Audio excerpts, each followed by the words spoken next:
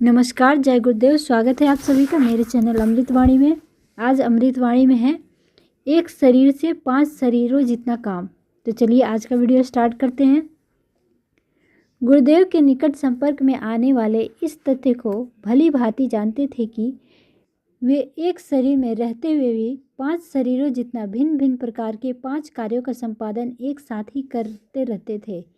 यह सब कैसे हो पाता था, इस रहस्य का पता लगाने वाले एक व्यक्ति को 10 घंटे कठोर श्रम का अधिक से अधिक हिसाब लगाने पर यही कहकर चुप होना पड़ा कि इतना काम 5 शरीरों 5 व्यक्तियों द्वारा ही किया जा सकना संभव है। एक व्यक्ति एक शरीर से तो इतना काम कभी भी नहीं कर सकता। जब बाहर रहना पड़े तब की बात अलग है, पर साधारणतया जब भी वे घर पर रहते थे तब 6 घंटा उपासना प्रतिदिन करते थे। यह आत्मिक श्रम एक व्यक्ति को पूरी तरह थका देने के लिए पर्याप्त है। शारीरिक श्रम 8 घंटे, मानसिक श्रम 7 घंटे और आत्मिक श्रम 6 घंटे ही हो सकता है। 6 घंटे की उपासना एक व्यक्ति को पूरी दिन थका देने वाली मेहनत समान गिनी जानी चाहिए। औसतन उनके पास देश विदेश के प्रायः 500 पत्र आते थे, जिनमें से कितने भी काफ़ी लंबे और जटिल समस्याओं से भरे रहते थे। इन सबको वे स्वयं खोलते थे। 400 के उत्तर कार्यकर्ताओं को नोट कराते हुए लिखाते थे। 100 लगभग ऐसे होते थे जिनके उत्तर उन्हें स्वयं ही लिखने पड़ते थे। दूसरों को बताकर इतनी जटिल समस्याओं के समाधान लिखाए भी नहीं जा सकते थे। फिर उनमें से कितने ही नितांत गोपनीय भी होते थे। बड़े दफ्तरों में जहाँ पत्र खोले और उत्तर दिए जाने का ही काम होता है, यदि हिसाब लगाया जाए तो यह काम 10 क्लर्कों का है। अत्यंत मुस्तैदी से करने पर भी कोई एक व्यक्ति 10 घंटे से कम नहीं निपटा सकता। गुरुदेव की आदत थी कि वे किसी भी पत्र को 24 घंटे से अधिक बिना उत्तर के रोकते नहीं थे। देश विदेश में अगणित लोगों को अति महत्वपूर्ण मार्गदर्शन, प्रकाश एवं समाधान देने के लिए विशाल परिवार का संगठन और संबंध बनाए रखने के लिए यह आवश्यक भी था।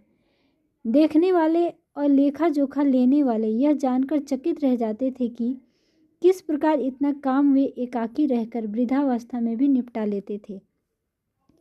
इतने ग्रंथों का लेखन उनका अद्भुत कार्य है। 20 वर्षों में जो उन्होंने लिखा है उसका वजन लगभग उनके शरीर की तौल के बराबर है। आर्ष ग्रंथों का आदि से अंत तक अनुवाद, नव निर्माण के संदर्भ में लिखी गई लगभग 400 पुस्तकें, 100 विज्ञप्तियाँ और भी न जाने कितने क्या क्या लिखा है। जो लिखा है वह उतना गंभीर और महत्वपूर्ण है कि उससे 100 गुना अधिक पढ़ने की आवश्यकता है।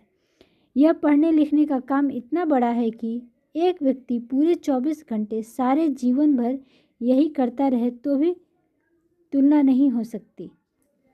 इतना तो मानना ही पड़ेगा कि यह कार्य एक व्यक्ति के पूरे समय और श्रम से कम नहीं है। व्यक्तिगत संपर्क, शिक्षण और सहायता प्राप्त करने, मार्गदर्शन परामर्श के लिए नित्य सैकड़ों व्यक्ति उन्हें घेरे रहते थे। प्रातः 6 बजे से लेकर रात को 8 बजे तक 10 घंटे में से केवल 1 घंटा ही मध्याह्न भोजन विश्राम का बचता था। बाकी 9 घंटे उनके आसपास जमात जुड़ी ही रहती थी।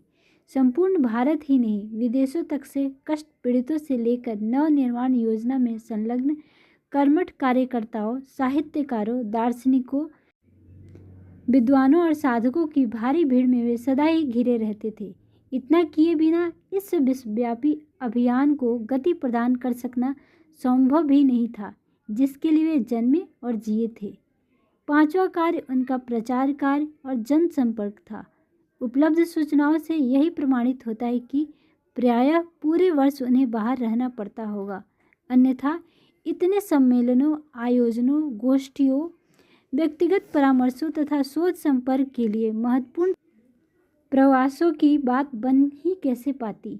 विगत 20 वर्षों में से एक भी दिन ऐसा नहीं मिलेगा जबकि उनके बाहर रहने की सूचना उपलब्ध न पाया जा सके। ये 5 ही कार्य उनके अनवरत रूप से चलते रहे। इनमें से प्रत्येक कार्य का विवरण इतना विस्तृत है कि उसे वर्ष के पूरे 365 दिन लगाए बिना निपटाया ही नहीं जा सकता। किसी भी दृष्टि से हिसाब लिया जाए, किसी भी कसौटी पर परख लिया जाए, 5 कार्य का प्रत्येक कार्य उनके निज के द्वारा ही संपन्न हुआ मिलेगा और उनमें से प्रत्येक इतना है जो पूरे शरीर से समग्र तत्परता के साथ पूरे वर्ष में ही निपटाया जा सकता है।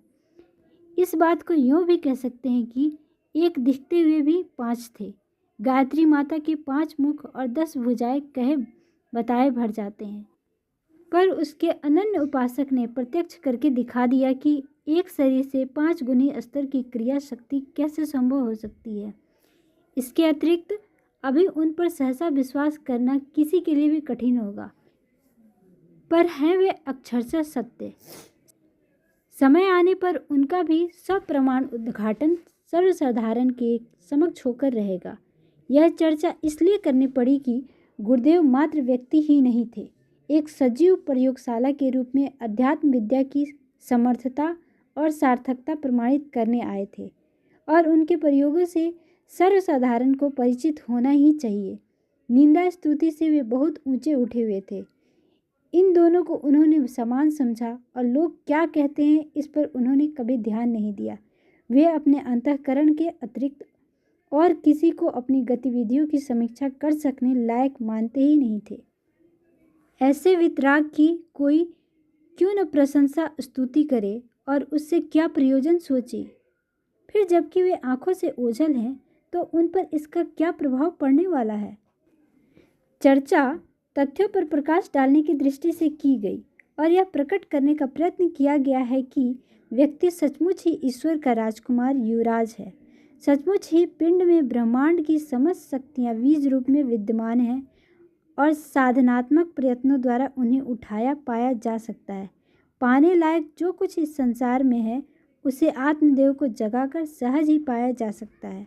गुरुदेव कहते हैं कि 5 ज्ञानेंद्रियों की शक्ति को समझना और उनका सदुपयोग कर सकना ऐसा प्रयोग है जिसके द्वारा अन्नमय कोश, मनोमय कोश, प्राणमय कोश, आनंदमय कोश, विज्ञानमय कोशों को जगाया जा सकता है और उनके सहारे समर्थ सिद्ध पुरुष जैसा लाभ उठाया जा सकता है।